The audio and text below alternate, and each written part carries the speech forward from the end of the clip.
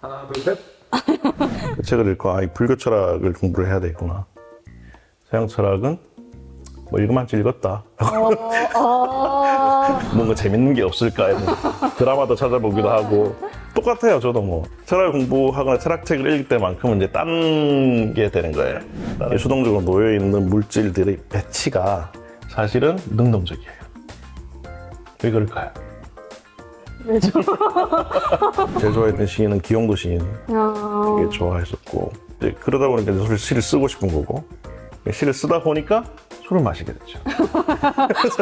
왜냐하면 시가 안 되면은 괴로우니까. 다른 것들이 아는 채 해도 좋고, 같이 놀아도 좋고, 썩어도 좋고, 물이 썩고, 물로 썩고, 썩은 물로 만나고, 썩어서 놀고 웃고, 너 웃겨, 울고, 아프지 마라, 아프지 않고, 나는 혼자서 물과.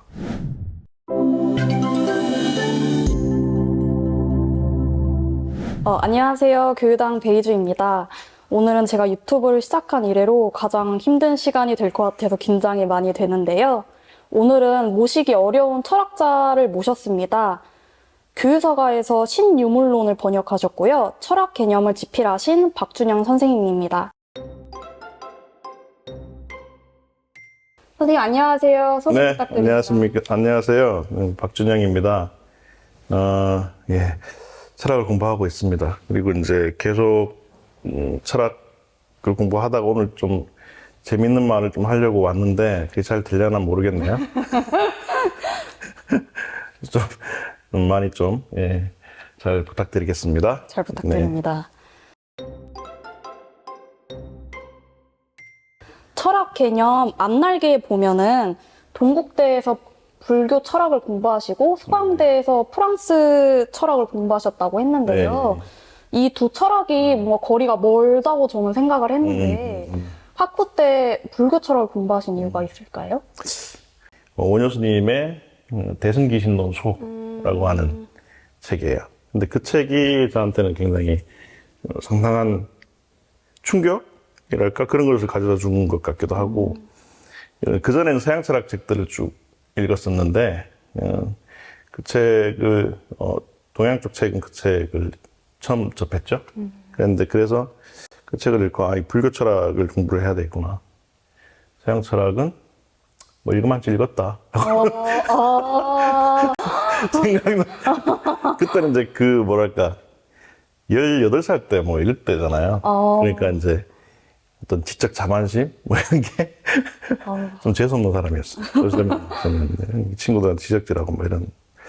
근데 그때 그 읽은 게 저한테는 기회가 되었죠. 기회가 되어서 이제 불교 철학을 해야 되겠다 하고 불교를 이제 공부를 하려고 했죠. 그래서 이제 계기가 됩니다. 그러면 불교 철학을 공부하시고 왜 프랑스 철학을 공부하겠다고 마음을 먹었어요? 일단 현실적인 이유? 뭐라고 할까? 사실 불교학 또는 불교 철학은 속세에서는 잘 못해요. 그래서 출가를 하는 것이 최고의 방법이죠. 그래야지만 이제 그 코스들이 있어요. 뭐 승가대학을 가고 뭐 이렇게 그렇게 해서 이제 수행도 같이 해야 되는 게 이제 불교고 그랬기 때문에 이제 이게 내가 생각했던 것보다는 굉장히 벅차구나라고 하는 것도 있고, 뭐 저는 고기도 좋아하고 하니까 안 되겠다 그런 게 있었고, 또 두 번째는 유예시킨 거죠. 유예. 이제 불교 철학은 제가 계속 공부를 해야 되는 것이기도 하고, 그리고 또 제 첫 번째로 이제 심각하게 빠져들었던 분야이기도 하고, 그래서 조금 유예하고 이제 서양 철학으로 다시 돌아가자라고 했고, 그때 이제 처음 접했던 책들이 바로 이제 들루이즈하고 데리다. 그때 이제 처음 초판들이 나오기 시작할 때요. 1992년, 5년도였죠. 그때 이제 그 책들 접하고 이 프랑스 철학 쪽이 굉장히 매력이 있구나 라는 생각을 했었고, 그래서 이제 프랑스 철학을 그때부터 이제 좀 하고 있었죠. 그러니까 불교 철학과 프랑스 철학을 이제 병행해서 쭉 하기 시작한 거죠. 근데 이제 학부 학점은 엄청나게 나빠요. 왜? 예, 나빠요. 왜냐하면 그때 또 뭐를 또 했냐면 시를 쓰려고. 와. 시를 쓰려고 돌아다니고 또 뭐 이제 학생회관에 있으면서 또 뭐 학생운동 좀 하고 뭐 이러면서 완전히 학점이 바닥을 쳤죠. 예, OF 한 번 맞았었고 이런 식이었어요. 네. 그래도 이제 공부는 계속 했어요, 나름대로. 저는 대학생 때 철학이랑 시가 정말 어려운 그런 존재였는데, 네. 그러면 왜 독자들이 철학을 공부해야 되고 네. 철학책을 읽어야 되는 걸까요? 제가 맛본 감동 같은 거를 뭐 느끼셨으면 좋겠다라는 게 이제 제 욕심이긴 한데, 사실은 그게 이제 좀 힘들죠.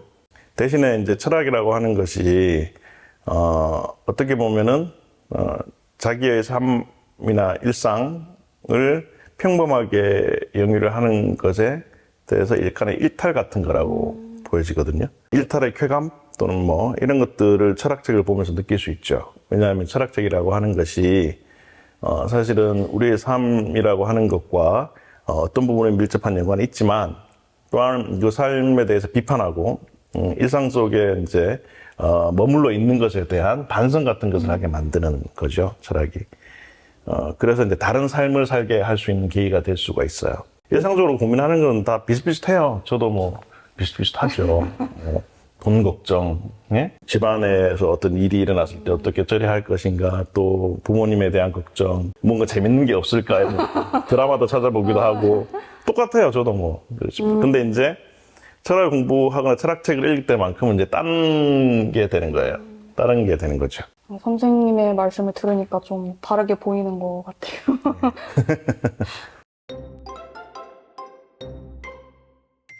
이 책에 보면은 철학은 개념의 학문, 개념의 학문은 철학이라고 하는데요. 네네. 이 부분에 대해서 좀 더 자세히 말씀해 주시면 좋을 것 같아요. 철학은 일단 언어, 즉 말로 하는 거죠.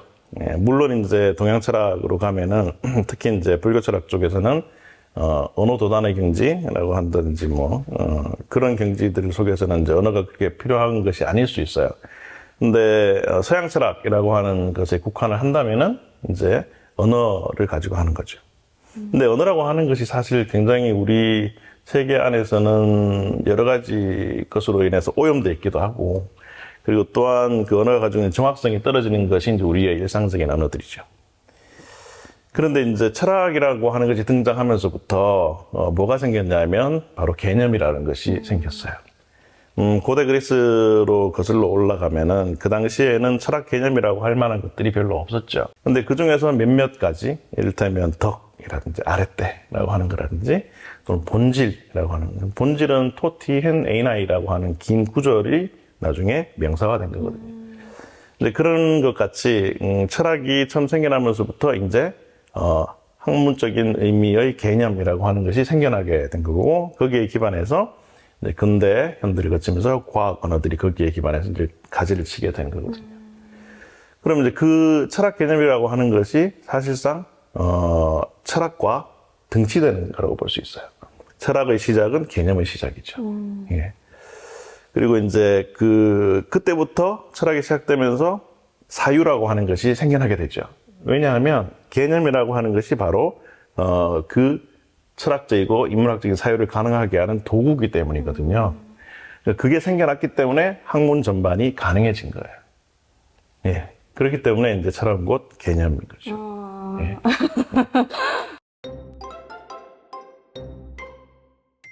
네, 교유서가에서 신유물론을 번역하셨는데요. 네. 철학에 대해서 알고 있거나 이제 유물론에 대해서 알고 있는 분들도 되게 생소하실 것 같아요. 네네네. 신유물론에 대해서 좀 더 짧게 소개 부탁드립니다. 짧게 해달라나? 짧게.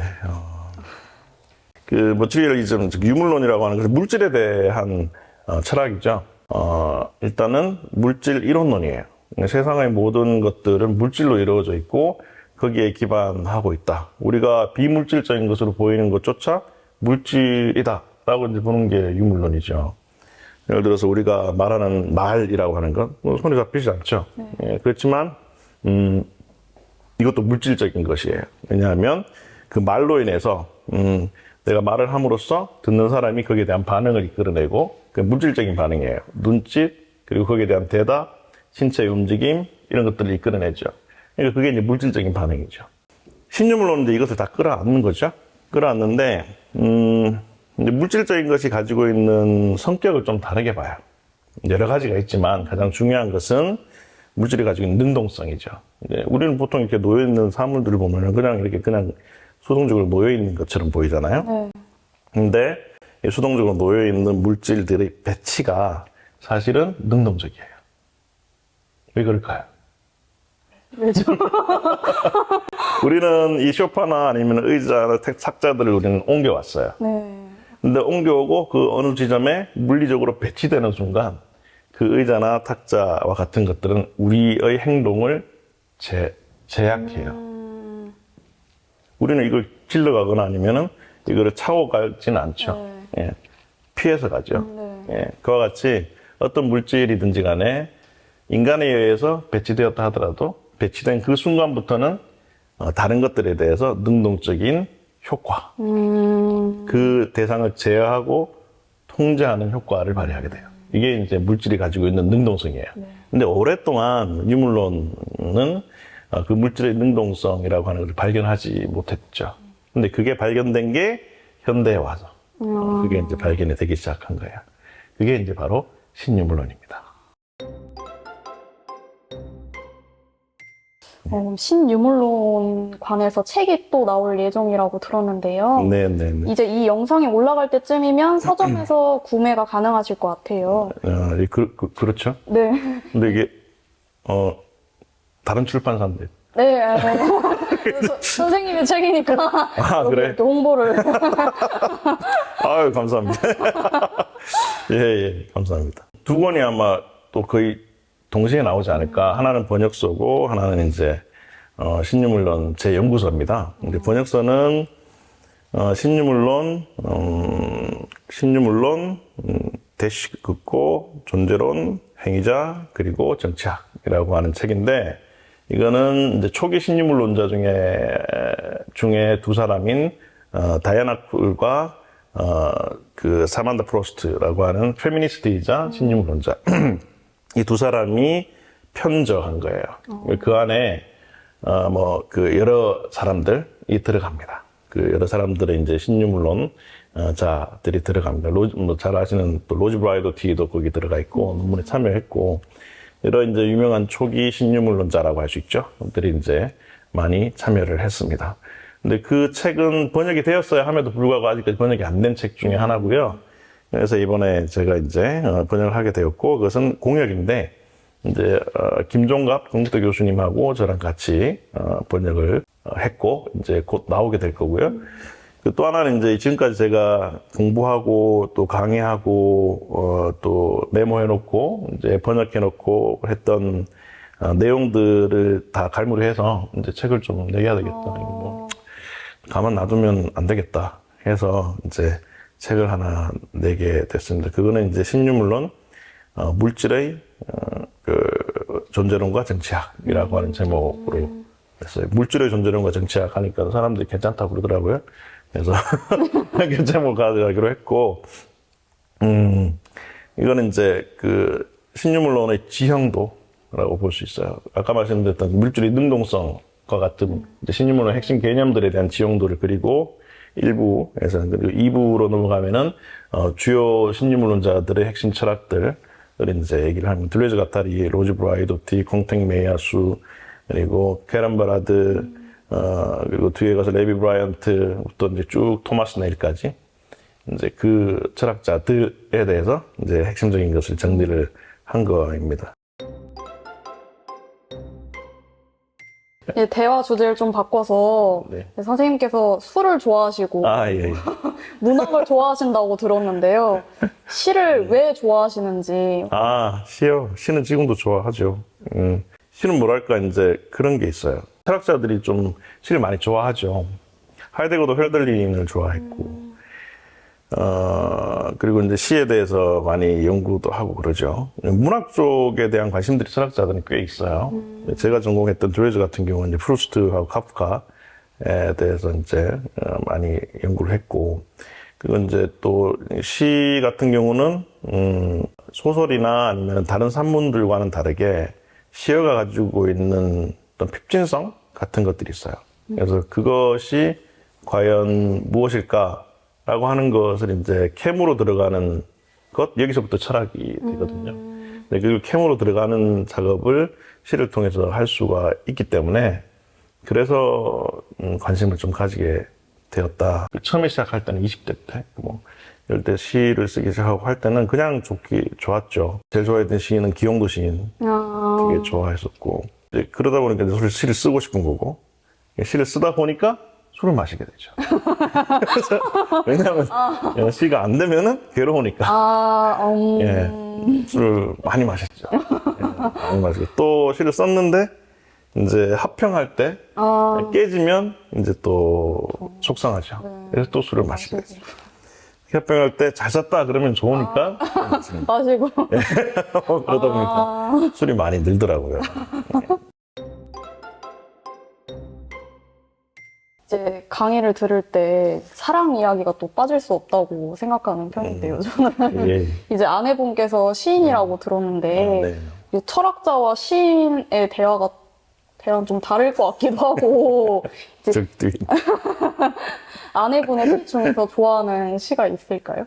여러 개인데, 근데 이제 좀 뭘 할까 생각을 좀 하다가 시상송을 한번 해보겠습니다. 물과 송하얀 물병이 가방에 있다. 내 것은 아니다. 물은 흐름, 물은 물과 만나 물로. 내 가방에 물은 없다. 물은 찰랑임, 빛, 파랑, 해초, 투명, 미래, 주황, 겹, 핏빛, 고래, 하양, 기원전, 인간 아닌 모든 것, 예측 불가능 모든 가능성, 암흑, 잠재태, 리듬, 카오스와 코스모스, 동시적. 물 앞에서 피가 흐르고 숨을 쉬고 너에게 바다에 가자고 했다. 너는 춥다고 했다. 물은 춥지 않고 덥지 않고 너는 땀이 많고 나는 추운 걸 싫어한다.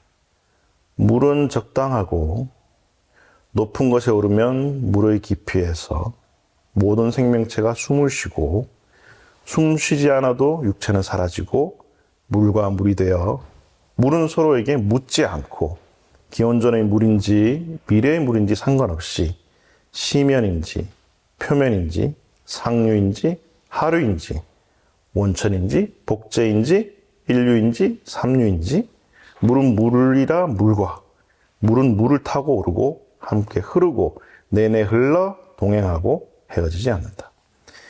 물이 물을 통과하고 물을 넘고 앞서 메롱하고 물은 따라가고 어깨를 툭 치고 물이랑 놀고 머물고 흐르고 놀고 고이고 부딪히고 흩어지고 또 만나 놀고 뭐하고 놀지 묻지 않고 그냥 놀고 물과 물로 충족 가능한 물과 물은 때리지 않고 놀고 단독자로 공생체로 다른 것들이 아는 채 해도 좋고 같이 놀아도 좋고 썩어도 좋고 물이 썩고 물로 썩고 썩은 물로 만나고 썩어서 놀고 웃고 너 웃겨 울고 아프지 마라 아프지 않고 나는 혼자서 물과 시가 너무 좋아요. 감사합니다. 낭독이 더 그래요? 감사합니다. 이 시는 물과라고 하는 게 이제 그냥 물과 함께 할 때 그 물과예요. 시를 쓴 송하얀 시인 같은 경우는 어떨지는 모르겠는데 저는 이 시를 보면서 상당히 어떤 평등성, 물이 가지고 있는 평등성 같은 것들이 시에 담겨 있고 그리고 물이 가지고 있는 역동성 같은 거를 시어를 통해서 표현하고자 했다.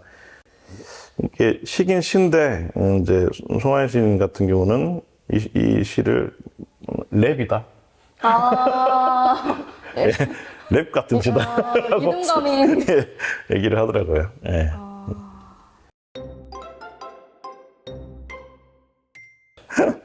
독자들에게 마지막으로 하고픈 말씀 있으시면 많이 네. 아무튼 철학 책들을 많이 사랑해 주셨으면 좋겠어요. 예. 아까도 말씀드렸듯이 일상이라고 하는 평범한 삶 가운데 하나의 일탈 같은 것들을 가져다 주는 것이 철학이고, 그 속에서 행복감을 느낄 수 있다면 철학책이 가지고 있는 사명은 다 했다라고 볼 수 있을 것 같습니다. 그러고 나서는 이제 그 철학책을 읽고 난 뒤에 사유가 깊어지고, 그리고 또한 그 깊어진 곳에서 독자들께서 자기 자신의 글을 쓸 수 있다면 이제 더 좋은 것이겠죠. 네. 본 영상에 좋아요, 댓글 남겨주신 세 분을 추첨하여 철학 개념 사인본을 증정하겠습니다. 네, 많은 참여 부탁드리겠습니다. 구독, 좋아요. 구독, 좋아요, 알림 설정 부탁드리겠습니다. 예, 반드시 해주십시오. 감사합니다. 감사합니다. 예.